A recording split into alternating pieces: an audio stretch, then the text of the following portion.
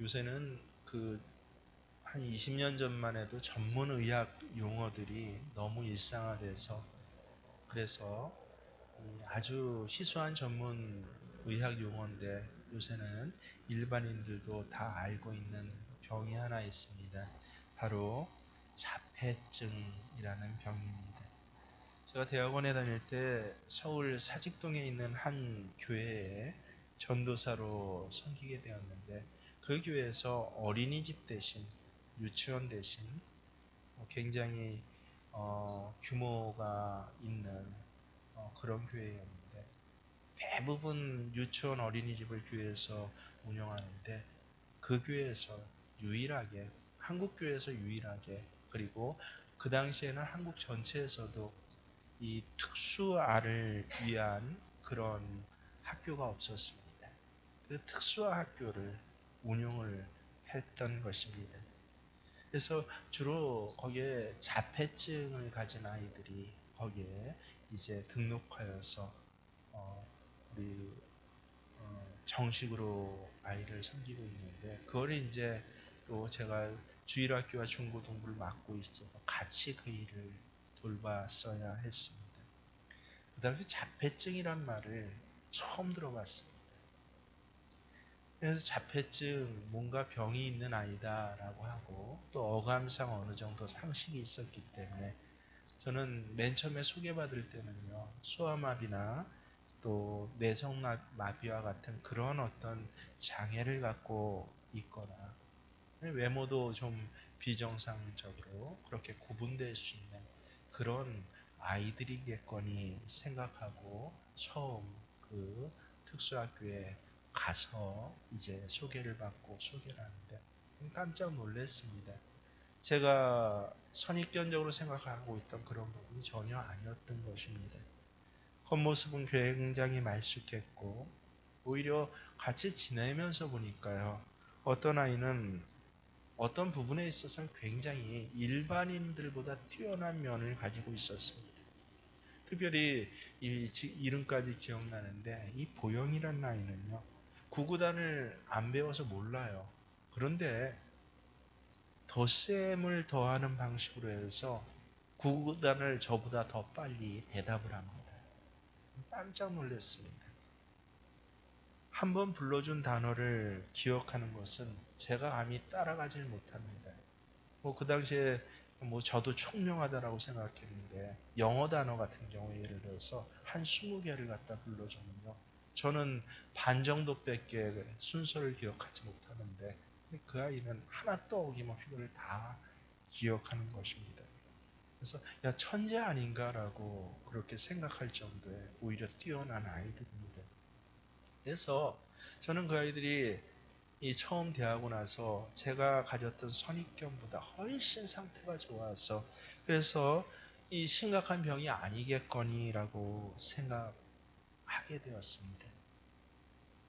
이 아이들이 병을 소아마비나 뇌성마비보다 낫지 않아요 라고 그렇게까지 이제 얘기하게 되었는데 근데 그것이 아니라는 것을 조금 지난 후에 알게 되었습니다.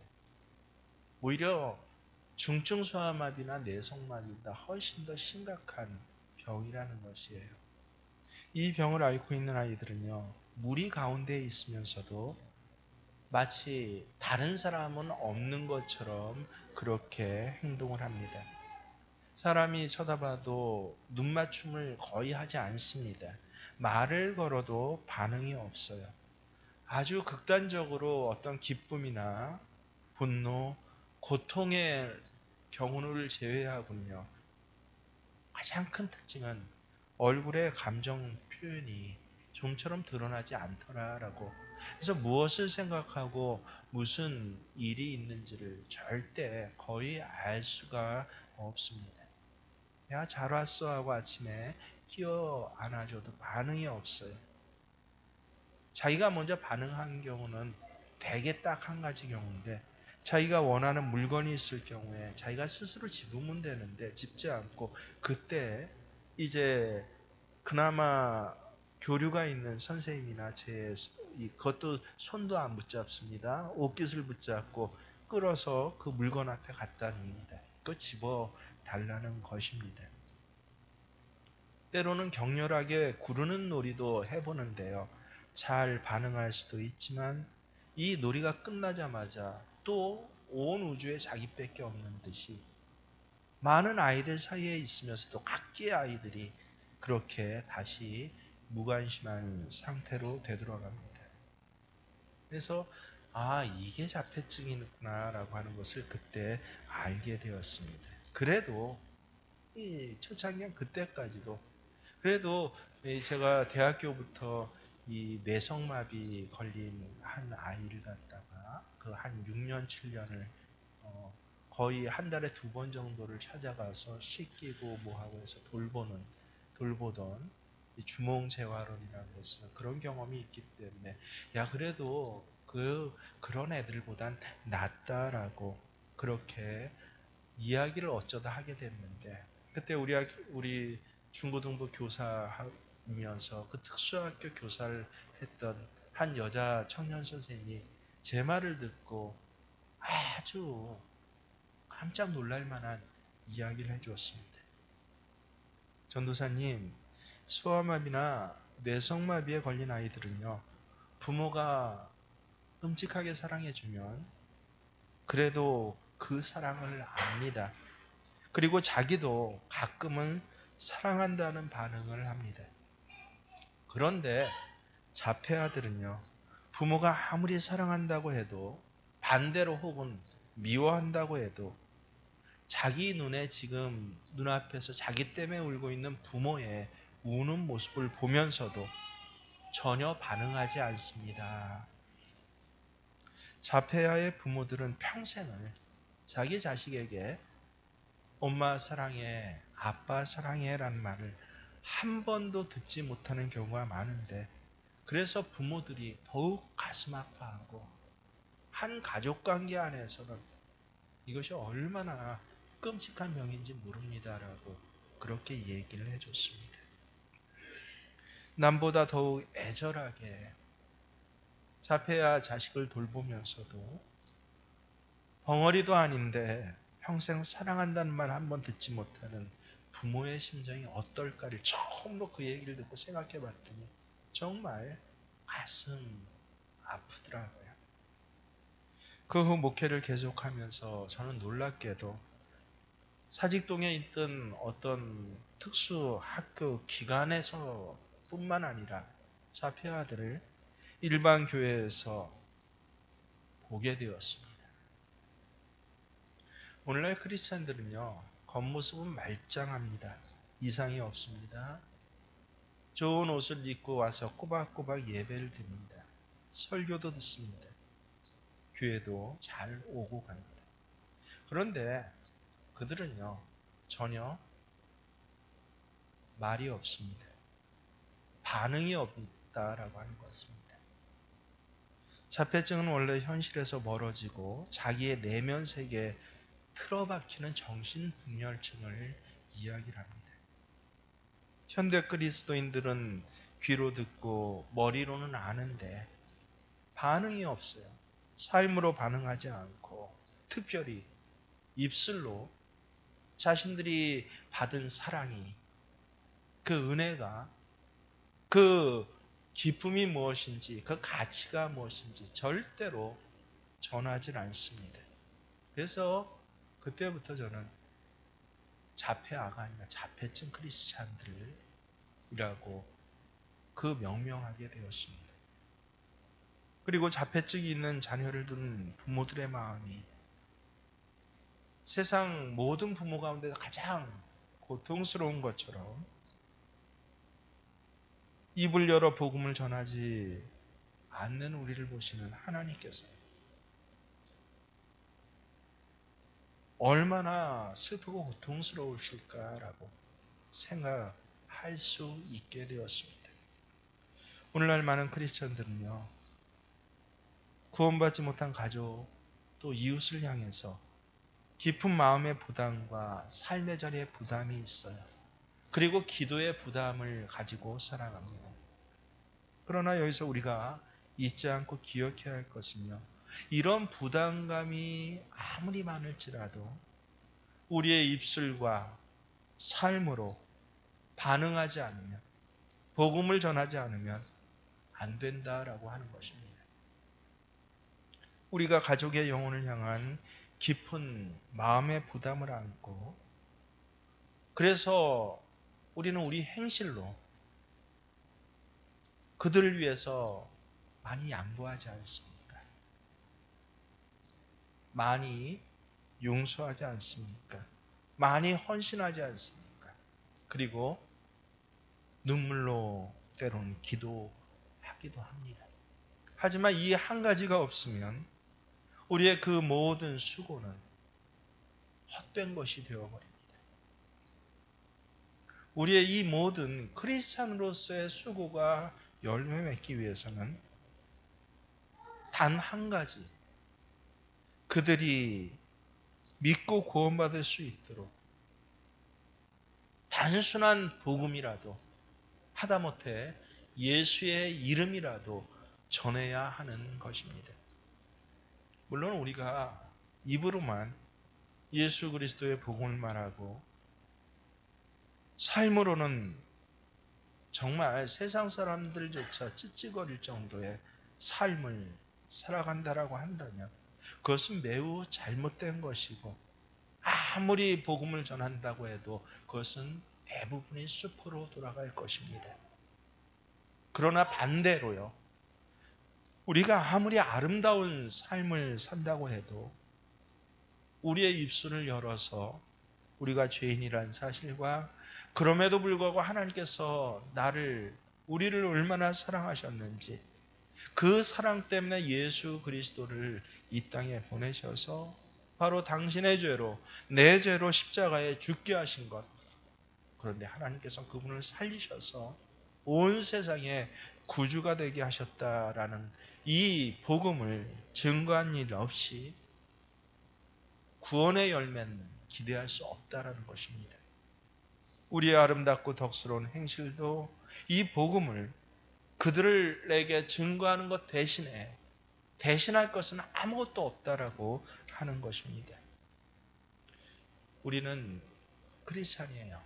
구원받은 사람들입니다. 그래서 세상 사람하고 달라야 합니다. 사랑으로 가족을 섬기고 우리가 가진 것을 내어줄 수 있어야 합니다. 우리 모습도 세상 사람들과는 달리 더 아름다워야 할 것입니다. 점점 정직해져야 합니다. 점점 진실해져야 합니다. 점점 선해져야 합니다. 한데 이 말은요, 결코 우리 모습이 그렇게 완전해질 때까지 복음 전하지 말고 기다리라는 말씀은 절대 아닙니다.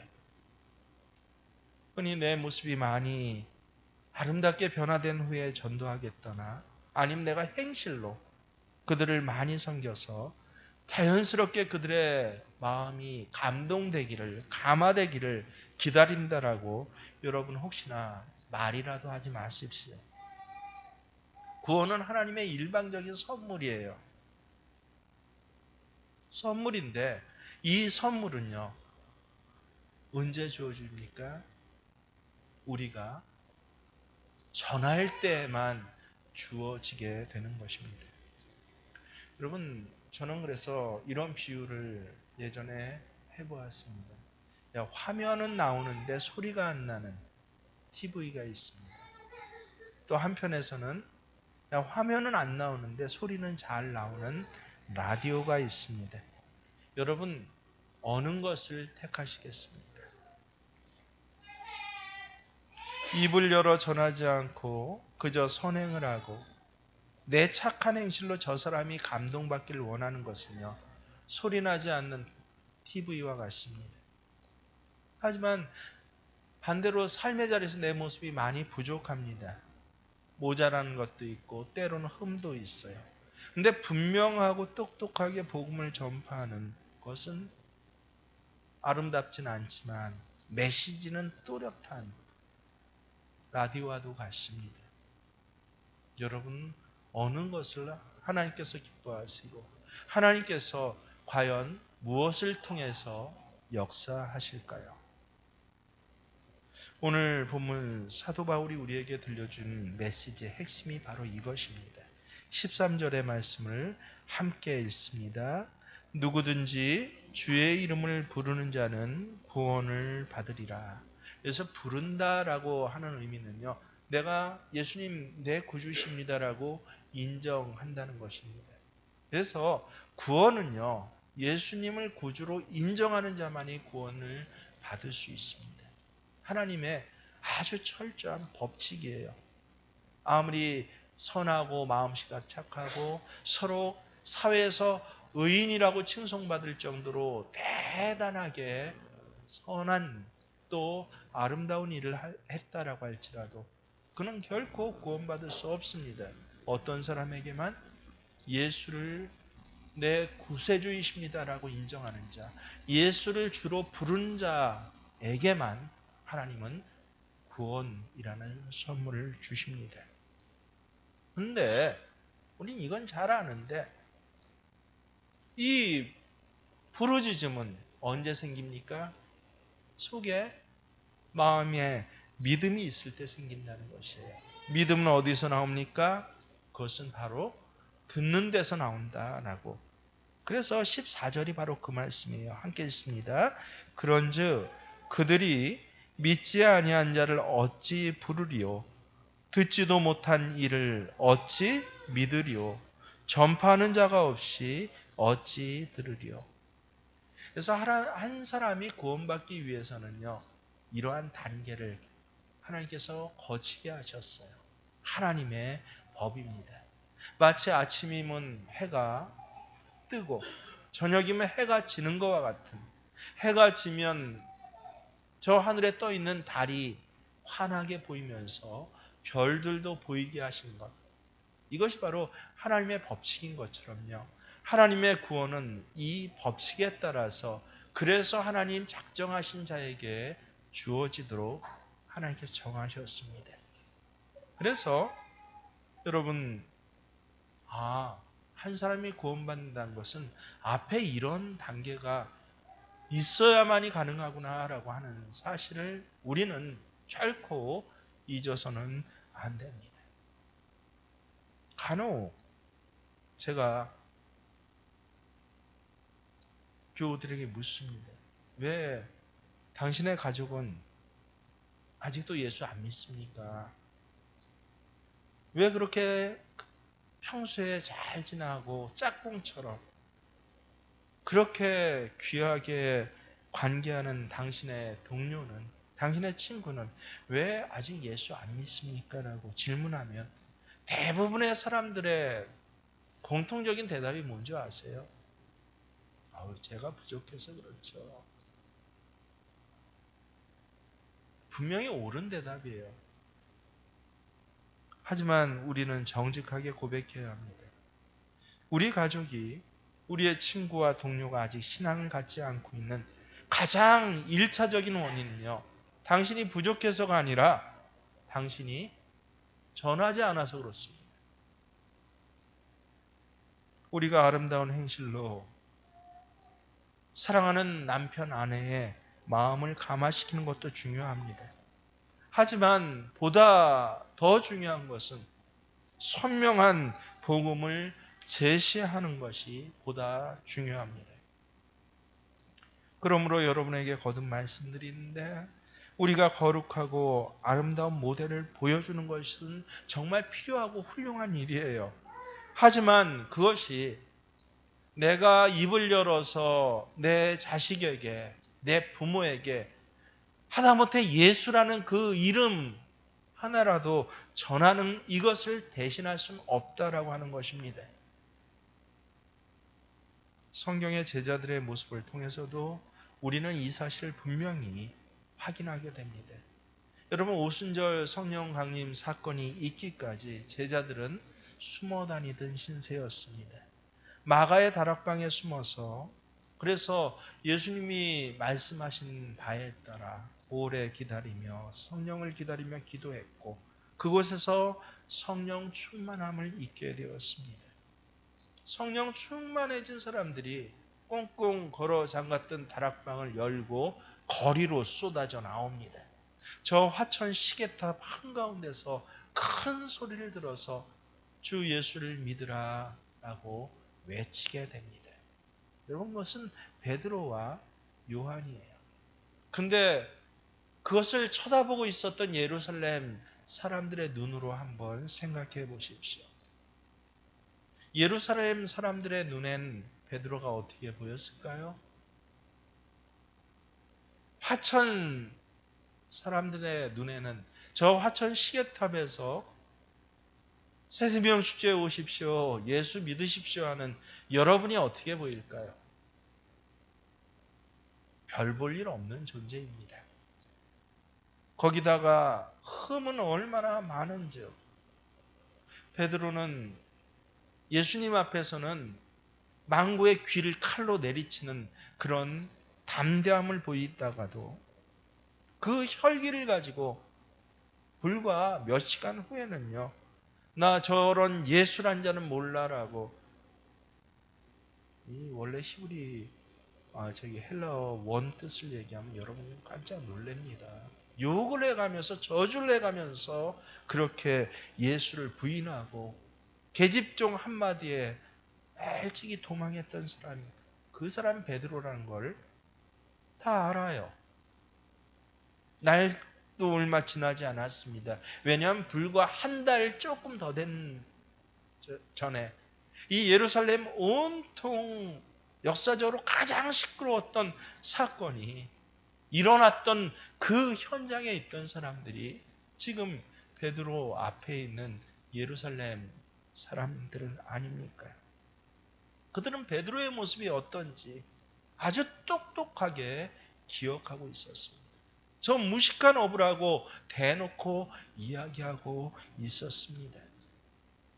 이런 흥과 배반한 자, 도덕도 없고 윤리도 없고 예의도 없는 자라고 불리는 그 모습 그대로로 베드로는 예수를 전했던 것입니다. 저 같으면요, 얼굴이 뜨뜻하고 부끄러워서 감히 나설 수 없을 것입니다.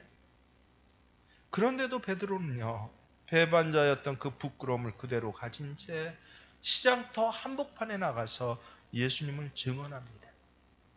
그리고 놀랍게도 그 소리를 듣고 많은 사람이, 3,000명이 5,000명이 예수님을 믿고 회심한 역사가 일어났다라고 하는 것입니다. 이게 하나님의 방법이에요. 그럼 무슨 말입니까?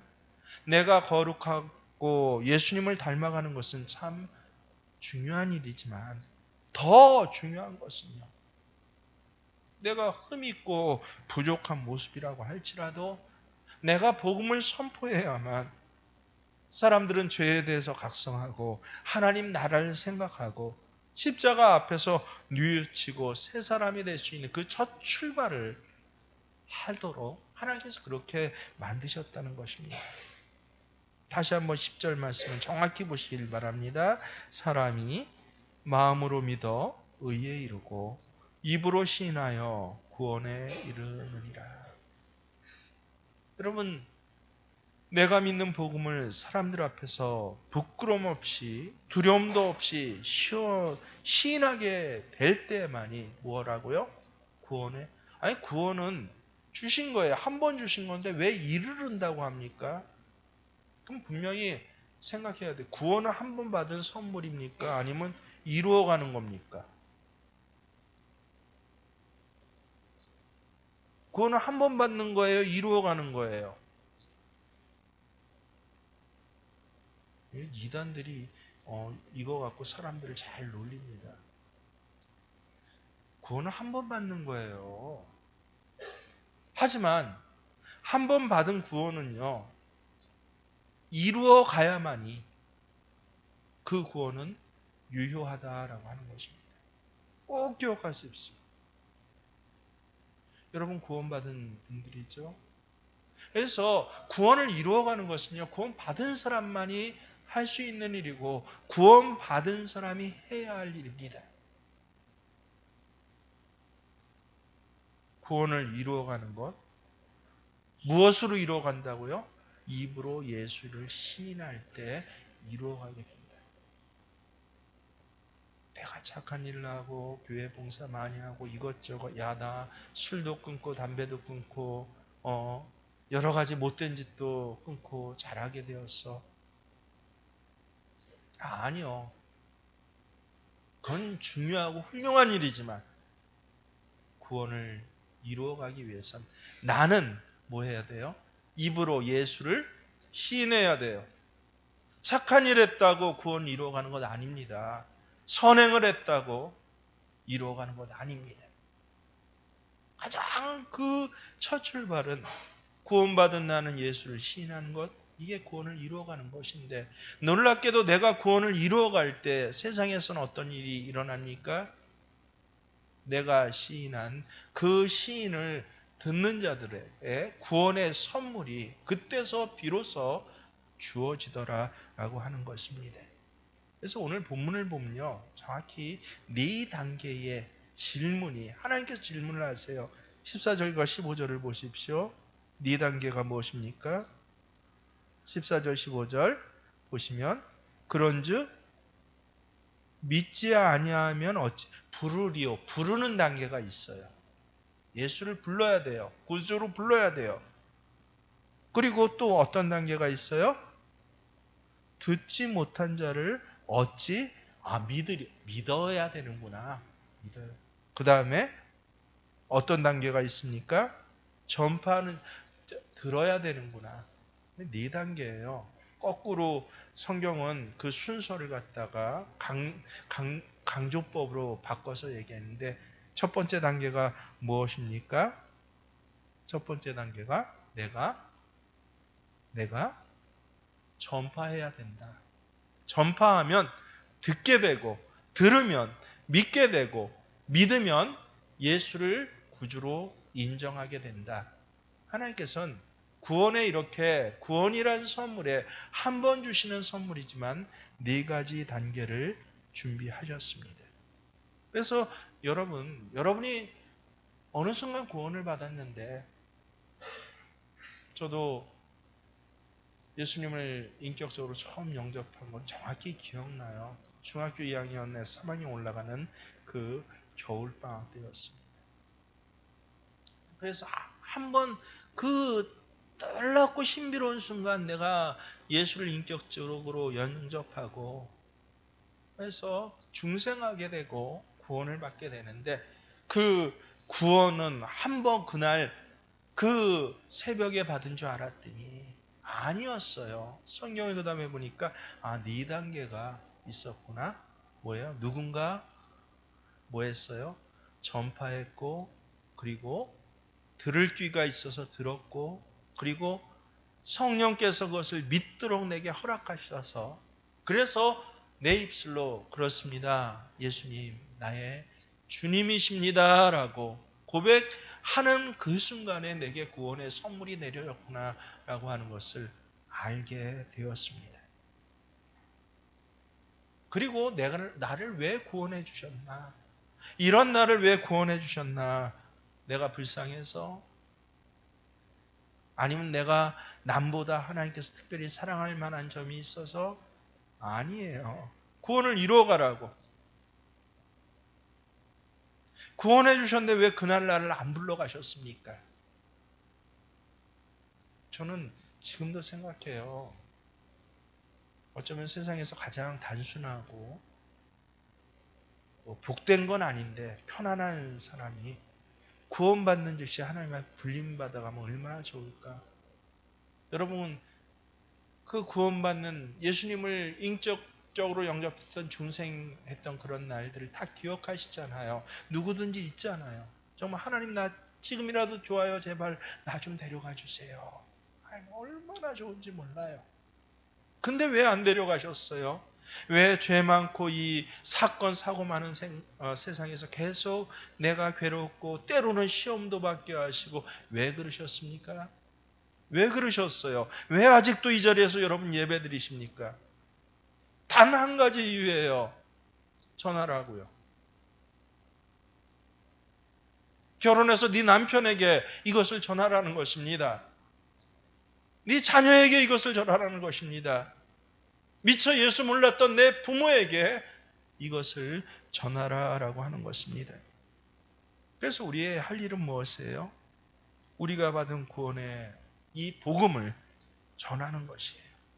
때를 얻든지 못 얻든지 전하는 것입니다. 내가 잘났든지 못났든지 전하는 것입니다. 목재상을 하는 윌리엄 다치라는 사람에게 정말 저도 이런 친구가 한 친구가 있는데 은행원을 하는 존 로저스라는 친구가 있었습니다. 둘은 오랜 어렸을 때부터 친구로서 굉장히 절친한 사이였어요. 다치는 신앙이 독실했습니다. 그래서 늘 이 친구의 영혼을 위해서 기도했습니다. 그래서 그의 기도에 제 기도 제목하고 비슷하죠. 하나님, 저들을 그만두지 마시고 우리 부모님 사건에 간섭해 주세요. 전 늘 그렇게 기도해 왔었는데 삶의 자리에 하나님 성령님께서 찾아가 주셔서 간섭해 주세요. 근데 이분은 시적인 그런 또 표현을 했어요. 하나님, 당신의 손가락을 그에게 대어 주소서. 근데 우리 교회와 같이 이 스승명 축제 기간에 계속 강단에서 말씀을 주시는데 평소에는 자기가 이 로저스의 영혼을 굉장히 사랑하고 또 저를 위해서 굉장히 깊이 기도하고 내 할 일들을 충분히 하고 있다고 생각했는데 어느 날 성령께서 감동을 주셨는데 근데 너 정말 친구에게 찾아가서 복음을 전해봤느냐? 라고 물어보셨어요. 그랬더니 내가 정말 이 친구를 너무 사랑하고 이 친구를 위해서 예수 이 친구 잘 믿도록 정말 많은 것들을 헌신하고 애쓰고 했는데 실제로는 진지하게 예수를 전하지 않은 것이에요. 뭐 이유는 여러 가지가 있겠죠. 저 친구가 부담스러워하면 어떨까? 혹시 내가 좀 모자란 모습이 있어 부끄러우면 어떨까? 혹시 얘기했다 우리 관계 사이가 서먹해지면 어떨까? 여러 가지 이유가 있었지만 결론은 뭐예요? 전하지 않았다는 것입니다. 그래서 용기를 내어서 이 로저스를 한 날 저녁에 찾아갔습니다. 아니 웬일이야? 진지하게 대답했습니다. 사실 너무나 중요한 일이 있네. 내가 자네와 사귀기 시작한 지 꽤 오래되었지. 그동안 우리는 어린 시절부터 많은 순간순간들 실업과 정치와 경제 문제들로부터 집안의 소소한 일에 이르기까지 서로 이야기 나누지 않고 알지 못하는 것이 없을 정도의 그런 친구였잖아. 근데 정작 귀중한 영혼의 구원에 대해서 내가 자네에게 한 번도 얘기해 본 적이 없네. 나의 태만 때문이야. 나를 용서해 줘. 그리고 오늘 찾아온 것은 내가 그 영혼의 얘기를 하려고 해. 라고 했더니 놀랍게도 뜻밖의 기쁜 기색으로 이 로저스가 얘기합니다. 고마워. 이제까지 그동안 여러 번 그 얘기를 내가 듣고 싶었어. 그러니 어서 얘기해 줘. 그들은 방문을 걸어 잠기고 그 긴 시간 동안 이야기를 나눴고 다치는 그의 사랑하는 친구에게 예수의 이름부터 시작하여서 이 기쁨, 감격, 이 신앙에 대해서 전하기 시작했습니다. 로저스는 그 자리에서 예수를 불렀어요. 그리스도로 영접하고 그리스도인이 되었습니다. 자, 누구에게나 있을 법한 이 일 후에 다치가 기록한 쓴 글이 실려서 이게 알려지게 됐는데 뭐라고 그랬어요? 나는 하나님에게 내 친구에게 하나님 손가락을 대어달라고 기도했다. 그런데 나중에 알았다. 바로 내가 로저스에게 대해야 할 하나님의 손가락이었다라는 것을요. 바로 여러분이 하나님의 손가락이에요. 매일 우리는 뭐라고 해요? 하나님 저들에게 간섭해 주시고 예수 믿게 해주시고 그러면서 내가 조금 선하고 착한 행위를 보이고 너그럽고 양보하는 모습을 보이면 예수 믿겠지? 아니요. 거듭 말씀드립니다. 선하고 착한 행위를 보내고 부모가 볼 때 야 착한 딸이야, 착한 아들이야. 남편이 볼 때 야 현모양처야 라는 모습을 아무리 보일지라도 복음은 언제만, 구원은 언제만 얻어지도록 하나님 하셨다고요? 내가 하나님의 손가락이 되어서 예수님을 전할 때만 바로 그 사랑하는 남편이, 아내가, 부모가, 자녀가 구원받는 사건이 일어나도록 하나님께서 말씀하셨습니다. 이사야는 하나님의 보좌 앞에서 이런 음성을 들었죠. 내가 누구를 보내며 누가 우리를 위하여 갈고. 그때 이사야가 지체 없이 대답했습니다. 내가 여기 있나이다 나를 보내소서. 바로 이 사건 이후에 이사야는요, 이스라엘의 가장 큰 대예언자, 대선지라고 하죠. 대선지로서 하나님 사역에, 하나님의 역사에 똑같은 이사야인데 이때부터 쓰임받게 됩니다. 내가 여기 있나이다 나를 보내소서. 이 대답이 오늘 여러분 모두의 대답이 되기를 원합니다.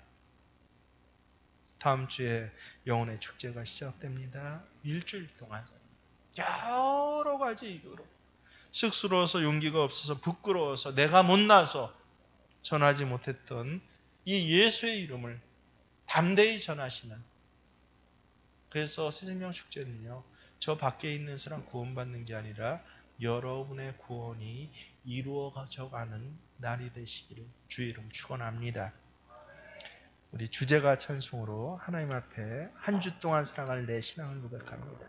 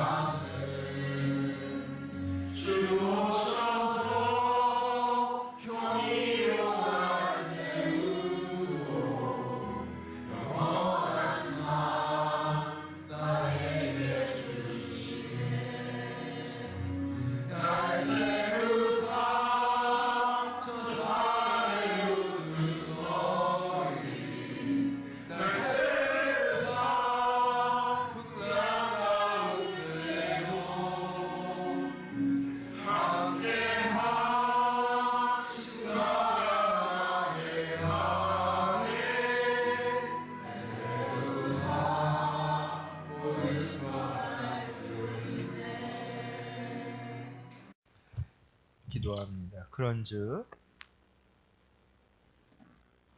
믿지 아니하는 이를 어찌 부르며 듣지도 못한 이를 어찌 믿으며 전파하는 자가 없이 어찌 듣겠냐고.